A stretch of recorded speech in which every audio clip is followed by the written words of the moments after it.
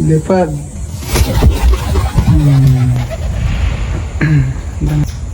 Ayun, may isa. May dagit. May dagit to.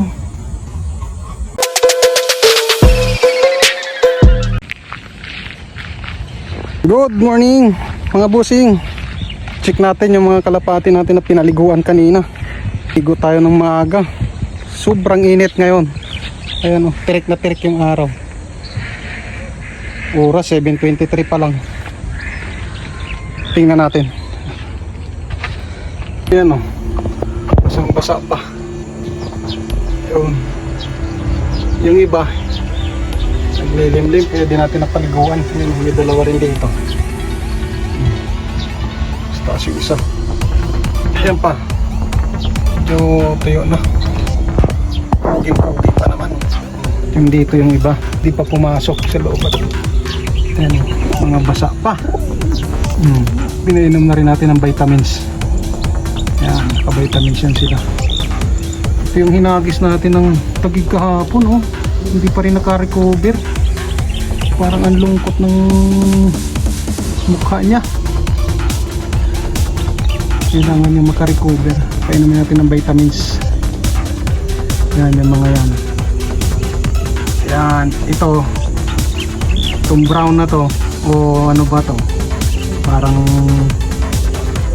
chocolate ang kulay. Yan, binigay sa atin yan. Kasama nyan, yan, yung isa. Bali, 4 binigay sa atin kahapon. Yan, nandun yung dalawa sa kabila. Tingnan natin. Ayan o, nandito yung dalawa na binigay. Kasama ng dalawa na yan. Bali, dalawang brown to eh, yung kulay. Ayan o, ito yung isa, lalaki. Ganda. Ito. Tsaka yung isa, ito. Yan, yun yung partner niya.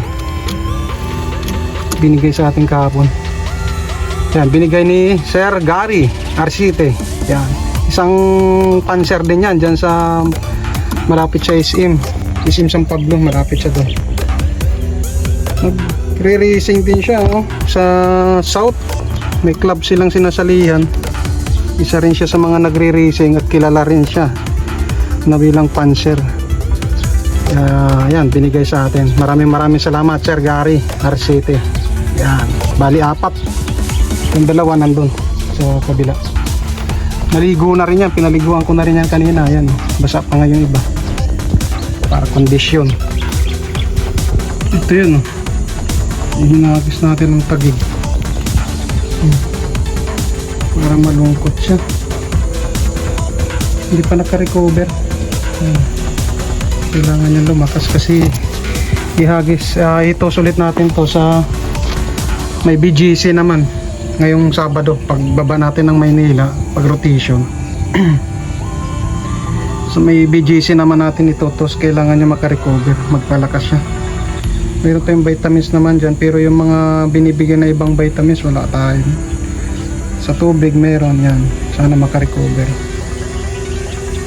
Galing pa naman, malayo-layo na rin yung nalipad niya, nasa 50.7 km ng huling lipad niya eh. Kahapon yun yung medyo malayo-layo, kaso pagdating dito parang nangihina siya, sobrang init, tapos malakas pa yung hangin. Yung mga balahibo niya kahapon buhaghag eh, gulong-gulo eh, parang halata na nahirapan dun sa hangin. Sinalubong niya yung malakas na hangin eh, sobrang init pa. Kaya ngayon yan, medyo malungkot pa, pero meron pa siyang 6 na araw para makarecover. BGC naman natin isunod to. Hanggang makarating tayo doon sa Station 1 sa Eastwood, nandun yung isang headquarter natin. Yan, doon yung last nya.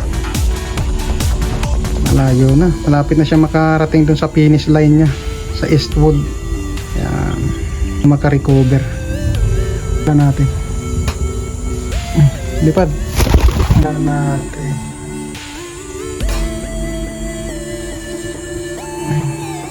Lipad.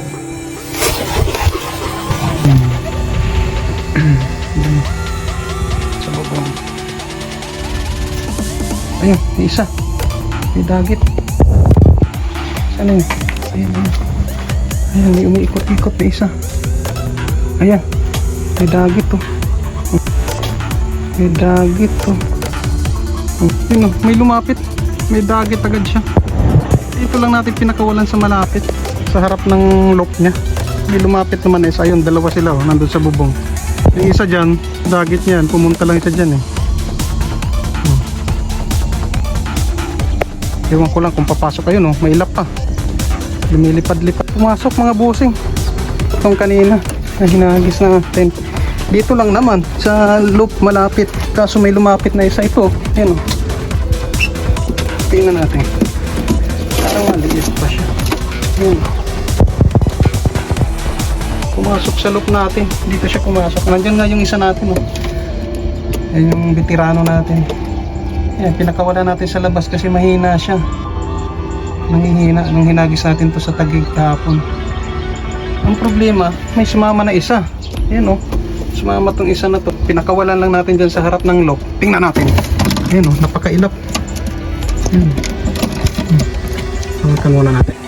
Ayan o, ang payat niya. Ayan. Ayan. Tubig sigurado hinanap niya kanina. Kaya ang bilis niyang pumasok. E, may tubig tayo dyan sa loop natin eh. Babae. Kung sino may-ari nito yan, oh, kunin nyo dito. Sa akin, ayan, may puti siya dito. Oh. May mga batik-batik na puti siya dito sa dibdib. Ayan. Kaso, wala siyang sing-sing mga busing. Ayan, oh. Kaya di natin alam kung anong pala tandaan niya dito kung sakaling may mag-claim.